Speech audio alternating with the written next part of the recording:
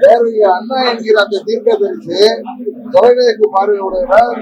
அவர் பிப்ரவரியில வேற 67 ஆட்சிக்கு வந்தாரு. ஏப்ரல் மாதமே போஜனாளிகளுக்கு ஏப்ரல் 20ஆம் தேதி பேட்டியிலேயே என்ன சொல்லியிருக்காரு, திரும்ப திரும்ப சொல்றேன், அனைத்து இந்தியாவிற்கும் காலப்போக்கில் ஒரு பொது தொடர்பு மொழி வேண்டும் என்று உருவாக வேண்டும் சொல்றாரு. அதை நீங்க சரின்னு ஒதுக்கிட்டீங்கன்னா என் கருத்து சரிதானே.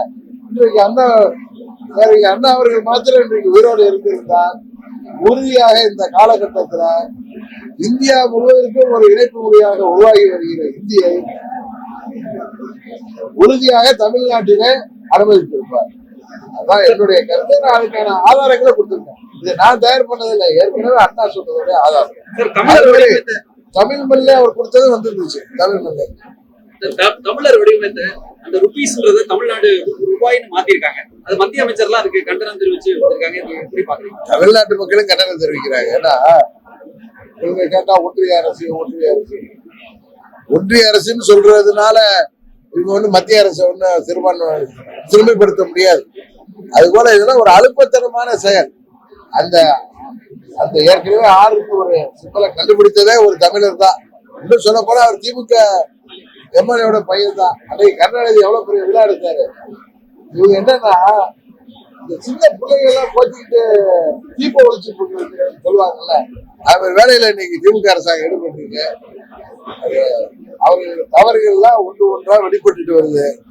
அவர்களுடைய நடவடிக்கை அண்ணா வழி வந்தவர்களா இவர்கள் கேட்கிற அளவு தான். இன்றைக்கு அண்ணா அவர்களே 3வது மொழியை ஏத்துக்கலாம் காலப்போக்கில் சொல்லி இருக்கிறத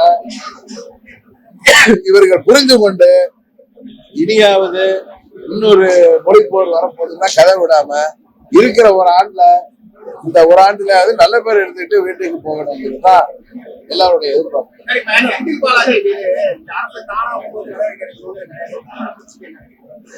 2016 தேர்தல் நேரத்துல இன்றைய முதல்வர் திரு ஸ்டாலின் அவர்கள் கரூர்ல போய் என்ன பேசினாருங்கிறது உங்க அனைவருக்கும் தெரியும்.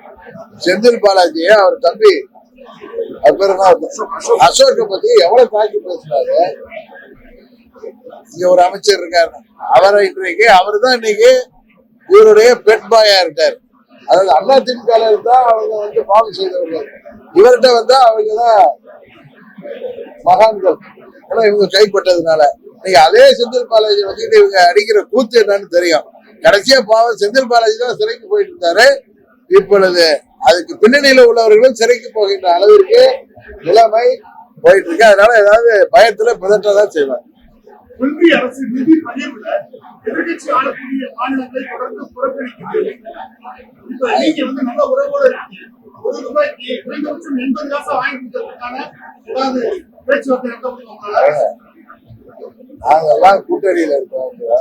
டங்ஸ்டன் திட்டத்தை திமுக இரட்டை விடம் போட்டா கூட நாங்கள் எல்லாம் அதை எடுத்து சொல்லி நண்பர் அண்ணாமலை அவர்கள் டெல்லியிலேயே போயிருந்து மத்திய அமைச்சர் கிஷன் ரெட்டியோட சேர்ந்து பிரதம மந்திரி அமைச்சர் சொல்லி அந்த திட்டத்தை நிறுத்தினார். அது போல தமிழ்நாட்டுக்கு உரிய நிதி வழங்கப்படுகிறது. ஆனா இவங்க ஒரு பொய் பிரச்சாரம் திசை திருப்புகின்ற விதமாக இந்த ஆட்சியாளர்கள் செய்து கொண்டிருக்கிறார். தவிர மத்திய அரசு மற்ற மாநிலங்களுக்கு என்ன எப்படி நிதி வைக்கிறார் அப்படி தேவை இருக்கிற திட்டங்களுக்கு உறுதியாக நாங்கள் அதை பெற்றுத் தருவதற்கு நாங்கள் அவர்கள் தயாராக.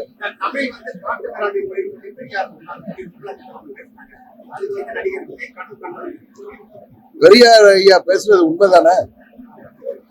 உண்மையை சொல்றப்ப ஏத்துக்கணும். எங்களுக்கும் கொள்கை தலைவர் பெரியார் தான். அதுக்காக நாங்க அவர் கடவுள் மறுப்பையோ பிராமண எதிர்ப்பையும் நாங்க ஏத்துக்கல. அது மாதிரி நாம் தலைவர்களாக மதிப்பவர்கள் அந்த காலகட்டத்தில் ஒண்ணு சொன்னது. ஏன் இன்னும் சொல்ல போனா தந்தை பெரியார் இந்தியாவுக்கு சுதந்திரம் வழங்கிய 1947 ஆகஸ்ட் 10 கருப்பு தினம் சொன்னார். அதை அவருடைய சீடராகிய பேரறிஞர் அண்ணா அவர்களே ஒத்துக்கொள்ளவில்லை. தெரியுமா? இதெல்லாம் நீங்க அவர்களுக்கு கொஞ்சம் எடுத்து சொல்லுங்க. இந்தியாவின் நிதி அமைச்சர் ஒரு தமிழராக தந்தை பெரியார் அவர்கள் தமிழை அவரது தாய்மொழியை ஒரு காட்டுமிராண்டி மொழின்னு சொன்னதை அவர் வருத்தத்துல அதை வெளிப்படுத்தியிருக்காரு. அதுல என்ன தவறு இருக்கு? அதை அவங்க புரிஞ்சுக்கணும். நமது கொள்கை தலைவர்கள் சில விஷயங்களில் தவறான கருத்துக்களை சொல்லும் பொழுது அதை ஏற்றுக்கொள்ளாமல் இருப்பது, அதை ஏற்றுக்கொள்ளாமல் உண்மையை ஏற்றுக்கொள்வதுதான் ஒரு அரசியல் கட்சி நடத்துபவர்களுக்கு அழகு.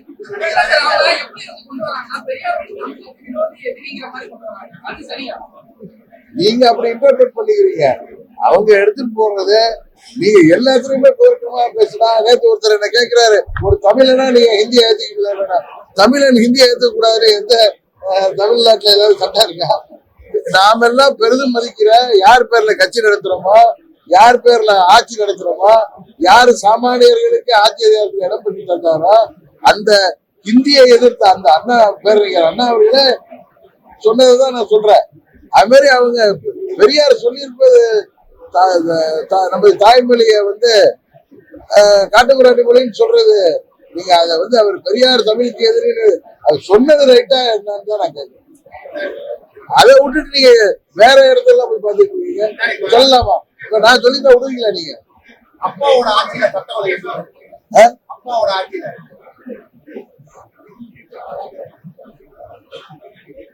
அப்பா அப்பான்னு தமிழ்நாடு சொல்லுவதோ நமது மாண்புமிகு முதலமைச்சரை சோசியல் மீடியால வறுத்து எடுக்கிறாங்க. பாவம், விட்டுருங்க அவரை. இந்த ஒரு வருஷம் அப்பாவாக இருந்து போட்டோம். பாதகம் செய்பவரை கண்டால் நாம் பயம் கொள்ளலாகாது பாப்பா.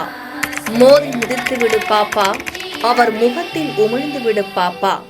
அண்மை செய்திகளை உடனுக்குடன் தெரிந்து கொள்ள இணைந்திருங்கள் எம் நாடு தொலைக்காட்சியுடன்.